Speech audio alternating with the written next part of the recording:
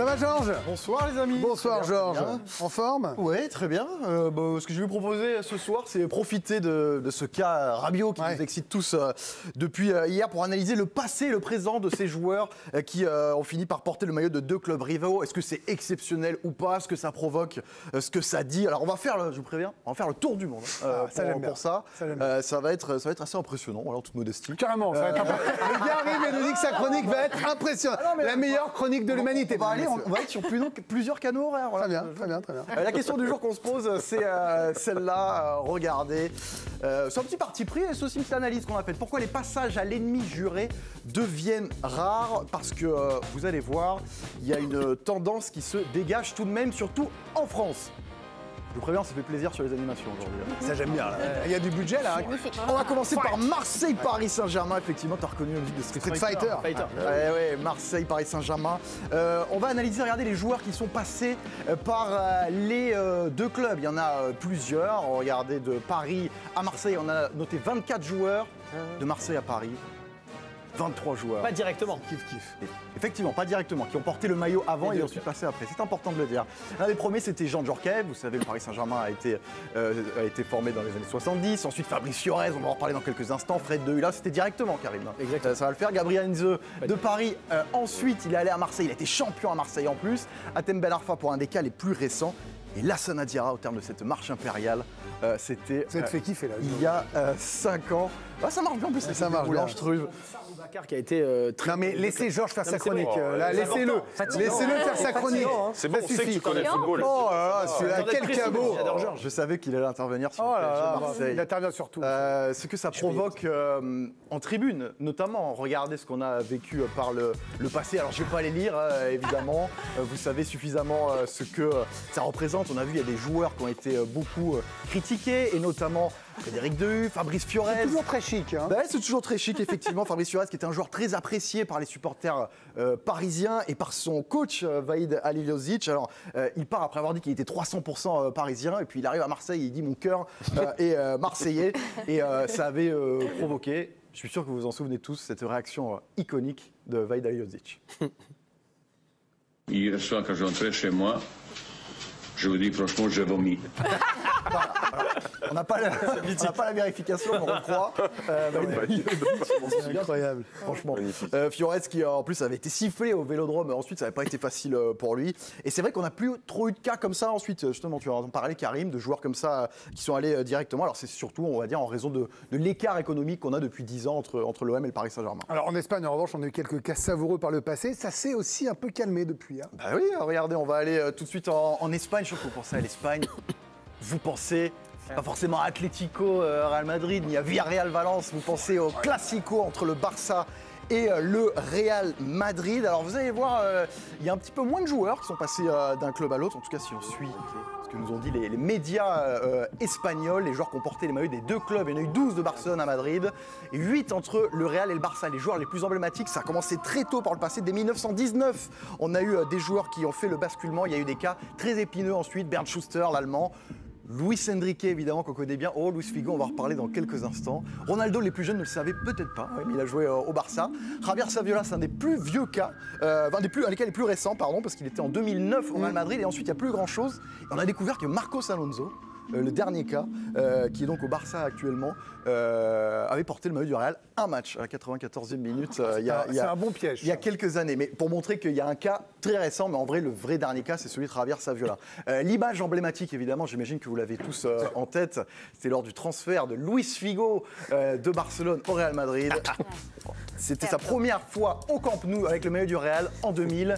Et alors qu'il tirait un corner, il a reçu à côté de lui une tête de porc.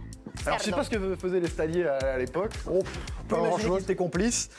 Effectivement, en tout cas, ce transfert, il a marqué parce que même 25 ans plus tard, il y a encore une cicatrice très grande en Catalogne par rapport à tout ça. J'en ai parlé tout à l'heure avec Fernando Polo, c'est le rédacteur en chef de Mundo Deportivo. Vous savez, c'est le quotidien important à Barcelone.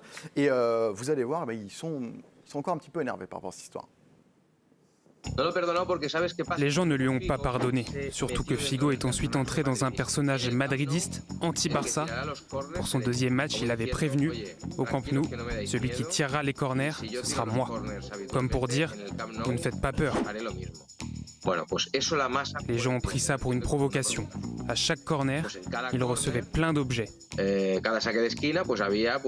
y a une célèbre image où il reçoit une bouteille en verre de coca et il la boit.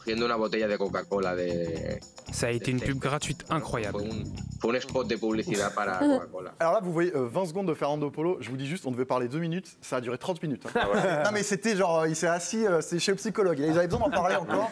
Un truc hyper important, ce qui s'est passé avec Luis Figo. Et alors, il m'expliquait que depuis cette histoire, il y a officieusement un pacte de non-agression entre le Real Madrid et le Barça pour qu'il n'y ait pas de transfert direct. Donc, c'est pas dit à voix haute.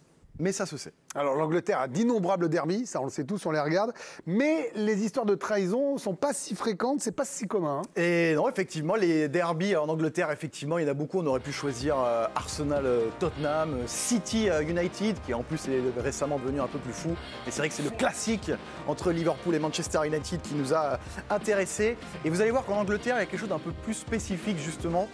C'est un peu moins habituel, ces mouvements entre les clubs. Regardez, entre Liverpool et Manchester United, 6 joueurs seulement ont porté le maillot du club parti de Liverpool à United et 6 de United à Liverpool. Il n'y en a pas beaucoup des cas. Regardez, on vous en a juste listé quelques-uns qui sont assez emblématiques. Alors Tom Charlton, c'était le premier en 1904.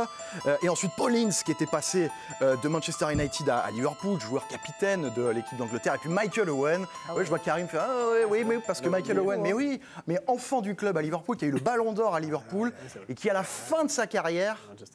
Eh ben, il est allé jouer chez les Red Devils.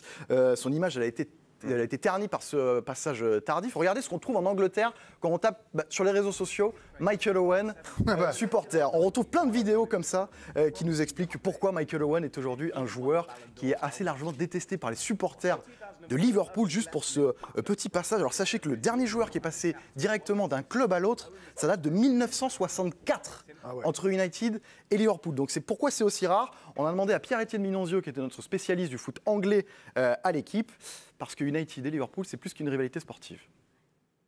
C'est la rivalité entre deux villes, puisque le développement économique de Manchester s'est fait aux dépens de Liverpool au 19e siècle. Donc il y a une haine presque tenace entre les deux villes, entre les deux clubs.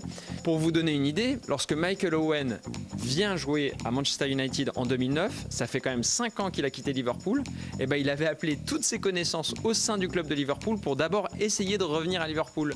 Et pour pouvoir dire derrière, si je joue à Manchester United, c'est vraiment parce que j'avais plus ma place à Liverpool. C'est dire à quel point il savait que ce transfert allait mal passer auprès des fans des Reds. Voilà, alors je sais pas si Adrien Rabiot a appelé ses anciens je suis pas sûr. Je suis pas sûr. Il n'y en a plus d'anciens coéquipiers. Oui, c'est vrai, c'est pas faux. En tout cas, c'est ce qu'a fait Michael Owen. Plus globalement, où les transferts entre les clubs rivaux en Angleterre, c'est assez difficile. Alors, on a peut-être quelques exemples en tête. Il y a William Gallas qui est passé d'Arsenal à Tottenham. Tu parlais d'Emmanuel Adebayor pendant le son. Pierre-Étienne Minonzio nous donne un autre exemple. Écoutez, franchement, l'anecdote, elle est savoureuse et assez incroyable. L'exemple le plus frappant, il a eu lieu en 2001, c'est quand Sol Campbell, qui était le capitaine de Tottenham, qui a dit qu'il allait prolonger à Tottenham, en fait, contre toute attente, va à Arsenal. Et le premier match, c'était une catastrophe, il s'est fait injurier, il y a une bouteille qui a été lancée contre lui, il était sifflé à chaque prise de balle et surtout il y a une histoire incroyable, c'est qu'à un moment il a regardé les supporters de Tottenham qui l'insultaient et parmi ses supporters il y avait son propre frère. Son propre frère le regardait avec un regard de défiance et depuis ils ne se sont plus parlé. C'est juste pour vous dire à quel point en fait voilà, l'attachement à un club il dépasse même les liens familiaux, c'est tribal. Voilà, incroyable. On peut perdre un frère. C'est dingue. Changer de club en Angleterre. Ça se comprend. Non mais c'est vrai que ça se fait un peu moins en Angleterre. Souvenez-vous même que quand Harry Kane est parti de Tottenham, il était vraiment hors de question qu'il aille dans un autre club en Angleterre. Donc voilà, c'est rare en Angleterre parce que c'est pas culturel justement. Bon, Georges. Ça vous tenait à cœur, regarde ça, le petit sourire. Quand on parle rivalité, fidélité, amour, passionnel, forcément, le foot argentin n'en manque pas. Je vous avais dit que ça allait être exceptionnel parce qu'on va aller à l'autre bout du monde, on va traverser l'Atlantique. Il est heureux, il est à la maison. Et vamos à Argentina, on va aller Vas-y, mollo, le Super classico, Boca Juniors, River Plate.